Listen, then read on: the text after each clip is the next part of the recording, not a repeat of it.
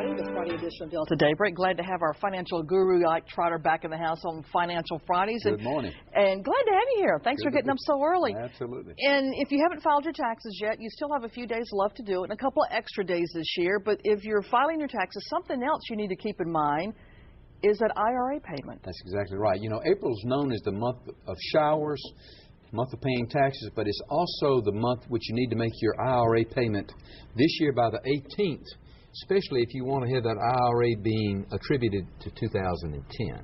So it's not too late to do it. Not too late to do it.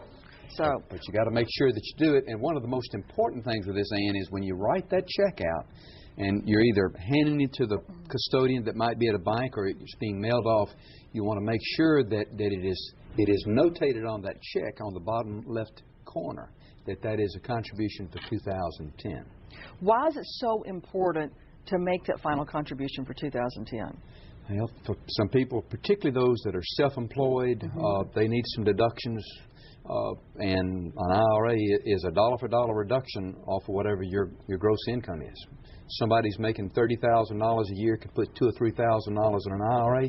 That means they only report a net income of, say, $27,000 or $28,000 because the full amount that they contributed to an IRA reduces their income dollar for dollar. It's a great benefit. Great tax deduction. Great tax deduction. And great benefit down the road as well. Right. So if you haven't made that final IRA payment for last year, you've still got time to do it. Right, but the key thing is this. Just because you postmark your check, and the final day is April 18th this year, which is Monday week, just because you post-date your check for the 18th and you decide to mail it on the 18th, don't be completely comfortable that it will be attributable to last year. So it needs to, do you need to also not only mark on the check that it's for last year, but make sure it gets there before the 18th? Exactly. It's really not the date that's on the check, rather it's the date that the custodian receives the check.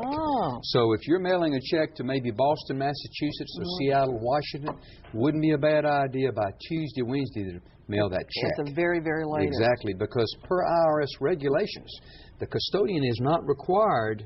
If the custodian gets that check on April the 19th, the check's got April the 18th on it, that doesn't necessarily mean that he will attribute it to 2010 taxes. It puts the responsibility back on the contributor.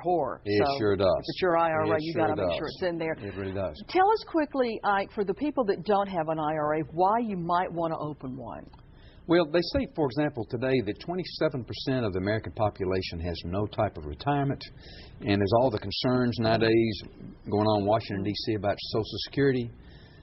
You just got to be putting away extra money. It's just that simple. That start that needs to be done. If you have a 401k, should you have an IRA?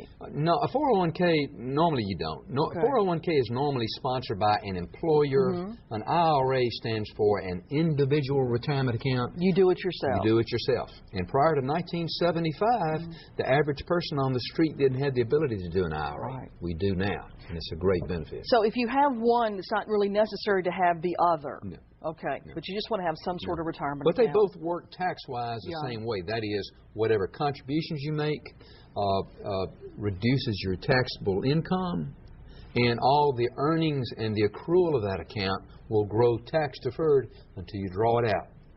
Now, maybe we can talk about this some other time, but you can start drawing it out without penalty as early as 59 and a half, but you got to start drawing it by 70 and a half, or you get in trouble with the IRS. Wow. So it seems like the tax stuff just stays with you. The older you get, it's not going away. You got to pay attention. It does. All right. So you've got until Monday the 18th, but make sure that those final payments for last year, 2010, are in on time. Exactly. So add that to your to-do list. If you're mailing them more than 500 miles away, I would really recommend to mail it by next Tuesday. Make sure it gets there on time.